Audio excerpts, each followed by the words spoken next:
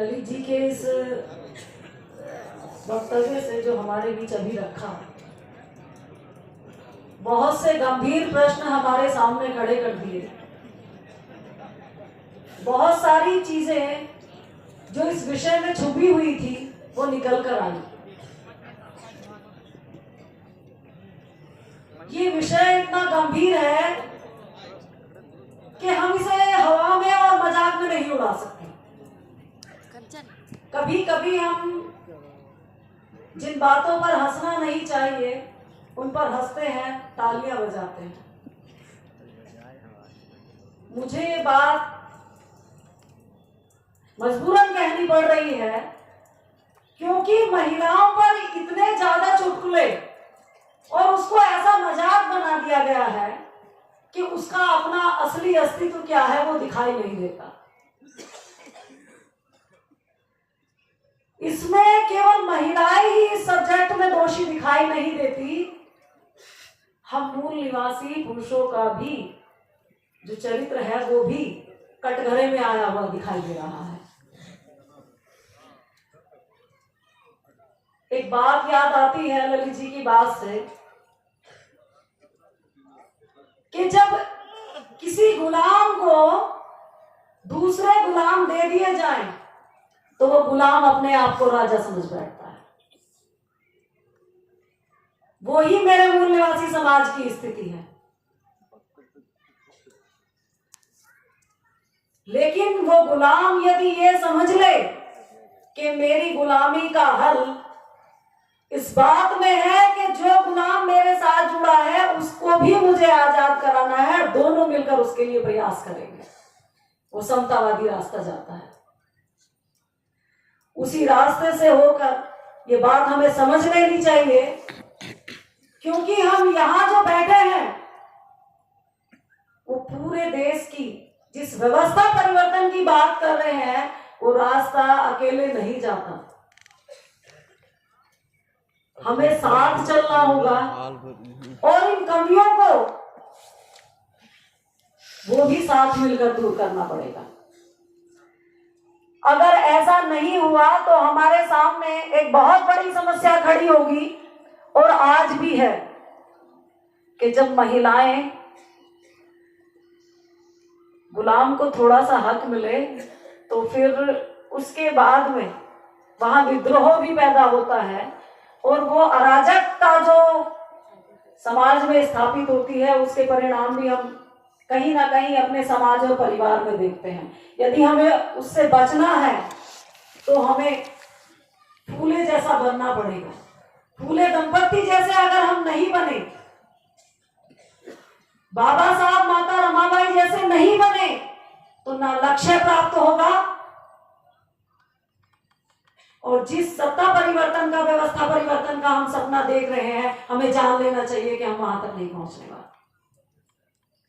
इसीलिए मैंने कहा कि ये विषय बहुत गंभीर है और इस पर हमको सबको चिंतन करने की जरूरत है। इसीलिए इसी के साथ हम ललित जी का बहुत बहुत आभार प्रकट करते हैं। आगे इस विषय की अध्यक्षता कर रहे मूल निवासी डॉक्टर दीपा श्रावस्ती, जो हमारी राष्ट्रीय उपाध्यक्ष बाम से तो है ही, इसके साथ ही वो चिंतक भी है, लेखिका भी है और पहली किताब थी वो महिलाओं के ऊपर जो उन्होंने लिखी थी वो मैंने जब पढ़ी तो तब समझने का जो सिस्टम है, महिला का जो व्यक्तित्व है उसे समझने का मौका मिला। एक ऐसी शख्सियत आज हमारे बीच है तो हम लोग आमंत्रित करते हैं मूल निवासी डॉक्टर दीपा श्रावस्ती जी को कि वो अपना अध्यक्ष भाषण इधर रखें।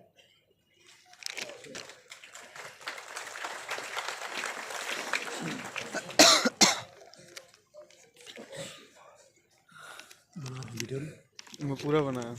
भेजिए।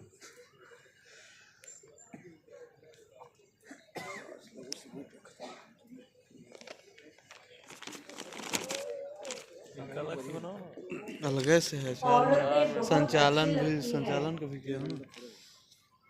औरतें बहुत अच्छी लगती है जब वो हाँ में हाँ मिलाती है। औरतें बहुत अच्छी लगती है जब वो हाँ में हाँ मिलाती है। औरतें बहुत बुरी लगती है जब वो सोचने लगती है, कुछ बोलने लगती है और खड़े होकर अपने हक अधिकार की भाषा करती है। औरतें बहुत बुरी लगती है जब वो सोचने लगती है, बोलने लगती है और अपने हक अधिकार की भाषा मतलब उठकर खड़े होकर बोलने लगती है, मांगने लगती है। ये समाज की धारणा है औरतों के प्रति। लेकिन बामसेफ ये एक ऐसा प्लेटफॉर्म है जिसमें महिलाओं को सोचने के लिए मजबूर किया है, महिलाओं को बोलने के लिए प्रोत्साहित किया है और महिलाओं को हक अधिकार की भाषा भी उन्होंने समझाई है। तो मैं सबसे पहले बामसेफ का शुक्र अदा करना चाहती हूँ। पूरी सीसी की मैं शुक्रिया यहाँ पे अदा करना चाहती हूँ कि उन्होंने ये विषय, गंभीर विषय हमारे सामने रखा है। क्योंकि बामसेफ का जो पहला राष्ट्रीय अधिवेशन था उसकी उद्घाटक महान विदुषी गेल ऑम्वेट मैडम थी। और आज भी अगर हम एंट्रेंस में अगर देखेंगे तो वो जो एंट्रेंस का गेट हमने अगर आपने गौर से अगर देखा होगा तो उस पर सभी हमारी महानायिका जो है उनकी प्रतिमा वहां पर लगाई हुई है। तो ये बामसेफ की हमारी परंपरा है जो इस समाज की जो धारणा है औरतों के प्रति, उससे बाहर निकलकर औरतों को एक अवकाश देने की, उनको सम्मान देने की एक परंपरा बामसेफ ने हमेशा से रखी है। तो मैं बहुत गर्व के साथ ये बात आपके सामने रख रही हूँ कि मैं बामसेफ की एक कार्यकर्ता हूँ। ज्योतिबा फुले ऐसा कहते हैं कि शिक्षा का मतलब क्या है, क्यों हमको शिक्षा उन्होंने दी है और शिक्षा से क्या होता है, इंसान में किस तरीके का परिवर्तन शिक्षा की वजह से होता है। तो वो ऐसा कहते हैं कि शिक्षा की वजह से जो सही है और जो गलत है उसको परखने की एक क्षमता इंसान में जागृत हो जाती है। और अगर हम यहाँ पे सब बुद्धिजीवी लोग अगर बैठे हैं तो ये हमने मतलब ये तो जाहिर है कि हम सच को सच कहेंगे और जो झूठ है, जो असत्य है, वो असत्य है ये बोलने की क्षमता खुद में रखेंगे। ये विश्वास के साथ हम लोग इस चर्चा सत्र को आगे बढ़ा रहे हैं। तो ये बहुत गंभीर विषय सीसे ने यहाँ पे चर्चा के लिए रखा है कि संविधान के माध्यम से हमारी सभी महिलाओं को हक अधिकार मिले हैं, लेकिन फिर भी वो मनुस्मृति का वहन या मनुस्मृति की समर्थक क्यों बनी हुई है। ज्योतिबा फुले की जो पहली पाठशाला थी उसमें 6 लड़कियां थी। जनी कर्डिले और सोनू पवार, ये 2 केवल बहुजन समाज की लड़कियां उसमें थी, बाकी 4 महिला ब्राह्मण समाज से थी। तो ये जो 4 महिला थी उस कक्षा में ब्राह्मण समाज की, वो तो ज्योतिबा ने जो शिक्षा दी है वो उसका वहन उन्होंने कभी नहीं किया है। तो ये दो जो बहुजन मूल निवासी बहुजन समाज की जो बेटियां उसमें थी, उनकी जिम्मेदारी है कि जो ज्योतिबा फुले ने शिक्षा दी है उसको आगे बढ़ाना। इसका मतलब क्या है? हमारे समाज में जो उच्च वर्णीय महिला है वो हमारी बात कभी नहीं करने वाली। और इसके लिए मतलब अगर प्रस्तावना को हम ठीक तरह से कर पढ़ेंगे तो ये जिम्मेदारी इस समाज की पढ़ी लिखी महिलाओं की है, ऐसा कहा है। लेकिन जो पढ़ी लिखी महिला, जो 4 प्रतिनिधि महिला फुले जी के पाठशाला की थी, वो हमारी बात नहीं करेगी, तो जो महिला 2 बची हुई जो बेटियां थी उनकी जिम्मेदारी बनती है। मतलब मूल निवासी बहुजन समाज की जो पढ़ी लिखी महिला है, इनकी जिम्मेदारी बनती है कि ये बात उनको आगे बढ़ानी है। तो इसका ये प्रभाव है, मतलब मूल निवासी का प्रभाव हमारे मन मस्तिष्क पर दिखाई देता है। तो इस विषय के लिए ये जो विषय है, मैं समझती हूँ कि जैसे प्रस्तावना करते हुए मैडम ने भी पहले बताया कि महिला ही महिलाओं के विषय पर बोले, ये बामसेट में दिखाई नहीं देता है। और उसकी वजह से मैं शुक्र अदा करती हूँ ललित जी का कि उन्होंने बहुत सारा मेरा काम जो है वो आसान कर दिया है। शिकारी के बारे में जो बात कहने चाहिए थी तो उन्होंने बहुत खुली तरीके से उन्होंने की है, तो मैं उनका भी आभार प्रदर्शन करती हूँ। और अभी शशि रानी देव जी है या मेरा चार्ज नहीं है, अर्चना मैडम है, प्रस्तावना मेरा करने फोन को वाली बैटरी 3% हो सुनीता है, इन सभी ने इस विषय के बारे में जो महत्वपूर्ण बातें यहाँ पे चर्चा के लिए लेनी चाहिए वो उन्होंने बात यहाँ पे की है। तो उससे आगे हम लोग थोड़ा सा चलेंगे। और मैं ये समझती हूँ कि इस विषय को रेट्रोस्पेक्टिव इसका एनालिसिस, जिसे हिंदी में कहते हैं पूर्व प्रभावी आलोचना, इसकी हमको करनी चाहिए, आलोचना करनी चाहिए। ये केवल स्त्रियों का मुद्दा है, ये केवल पुरुषों को कटघरे में खड़े करने का मुद्दा नहीं है। तो इन दोनों ने भी खुद के जहन में झांक कर देखना। और अगर हम लोग असत्य का अगर वहन कर रहे हैं तो सत्य के पक्ष में जाने के लिए तैयार होना, ये इस विषय का मकसद है। तो ये रेट्रोस्पेक्टिव एनालिसिस करने का ये मुद्दा है। और इसमें ताली बजाना या खुद के ऊपर ही मतलब हंसना, इसकी कोई गुंजाइश इस विषय में नहीं है। ये बहुत गंभीर विषय है और ये हमेशा से फुले अम्बेडकरी विचारधारा या आंदोलन का गंभीर विषय है। और इस विषय को भी हमने बहुत गंभीरता पूर्वक लेना चाहिए। संसार 25 दिसंबर 1927 को मनुस्मृति का दहन कर दिया डॉक्टर बाबा साहब अम्बेडकर। बहुत साल गुजर गए लेकिन आज भी उस मनुस्मृति का प्रभाव जो है वो हमारे मन पर दिखाई देता है। अभी ललित जी ने पूरी मनुस्मृति में महिलाओं के बारे में क्या लिखा है इसका पूरा ब्यौरा आपके सामने रखा है। तो इस विषय का एक मुद्दा, बहुत महत्वपूर्ण मुद्दा ये है कि हमारे महिलाओं को ये पता है कि संविधान के माध्यम से उनको हक अधिकार मिले हैं, लेकिन फिर भी वो मनुस्मृति का प्रभाव उनके मन मस्तिष्क से वो उससे बाहर क्यों नहीं निकल रही है, ये हमारा चिंतन का विषय है।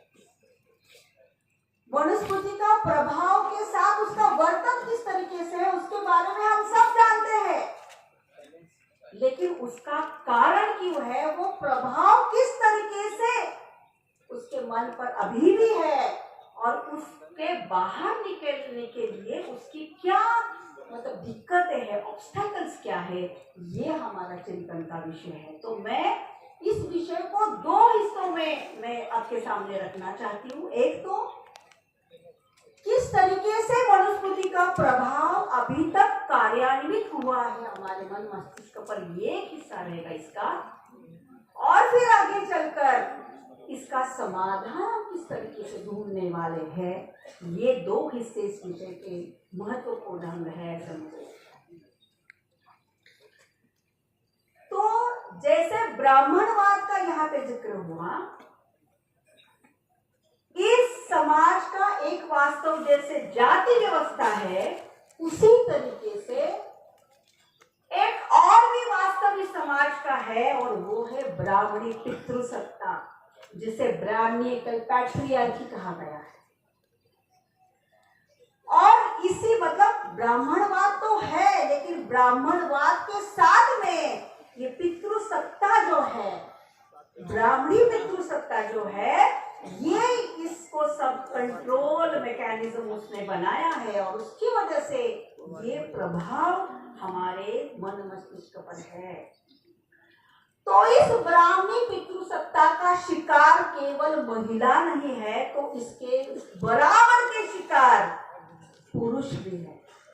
तो ब्राह्मणी पितृसत्ता एक ऐसा मतलब व्यवस्था है जिस व्यवस्था में तय किया गया है कि किस तरीके से पुरुषों ने वर्तन करना चाहिए और किस तरीके से औरत या स्त्री ने वर्तन करना चाहिए, और इन्होंने एक कंट्रोल मैकेनिज्म डेवलप किया है। और ये कंट्रोल मैकेनिज्म को जब तक हम छेद नहीं देते हैं, तब तक हम जो संविधान का प्रभाव है वो संविधान का प्रभाव नहीं बना सकते हैं। ये वास्तव को पहले हमको स्वीकार करना है। ये सब परिणाम दिखते हैं कि महिला मांग में सिंदूर भरती है, सुबह उठ के घर के सामने रंगोली डालती है, जल्दी सोती है, मतलब सबके सोने के बाद सोती है, जल्दी उठती है, ये मनुस्मृति के प्रभाव है। लेकिन उसका कारण क्या है, इस पर हमको ज्यादा उस पर ध्यान देने की बहुत जरूरत है। तो ब्राह्मणिकल पितृसत्ता के दो तीन विशेषताएं हैं, उसकी तरफ मैं आपका ध्यान आकर्षित करना चाहती हूँ। एक तो उन्होंने एक विचारधारा विकसित की है, उस विचारधारा के माध्यम से मनुस्मृति क्या है, मनुस्मृति मतलब एक सोच है, एक आचरण पद्धति है, एक रूढ़ी परंपरा है, और उसमें सब वो अवडंबर जो है, अंधश्रद्धा जो है, इसका नाम मनुस्मृति है। तो मनुस्मृति किताब हमारे घर में होने से ना होने से कुछ भी उसका ये नहीं है, लेकिन वो सोच जो है, वो रूढ़ी परंपरा जो है, जो अवडंबर जो है, वो आज भी हम लोग कर रहे हैं। इसका मतलब किताब ने कितना प्रभाव हमारे ऊपर डाल दिया है, ये हम समझ सकते हैं। तो उन्होंने एक विचारधारा यहाँ पे विकसित की है। उस विचारधारा के तहत उन्होंने बताया है कि स्त्री स्वभाव कैसे होता है। इसका जिक्र ललित जी ने किया है कि स्त्री स्वभाव कैसे होता है। स्त्री का स्वभाव ऐसे होता है, वो हमेशा पुरुष को भ्रष्ट करती है। ये मनुस्मृति में लिखा गया है, और हमेशा से स्त्री को नियंत्रित रखना चाहिए। अगर स्त्री का स्वभाव ये है कि वो हमेशा अपनी राह से भटक जाती है, उसको केवल और केवल पुरुष चाहिए, वो पाखंडी होती है, ऐसी जो सोच है वो मनुस्मृति में लिखा है, और इसको उन्होंने स्त्री स्वभाव कहा गया। और इस स्त्री स्वभाव को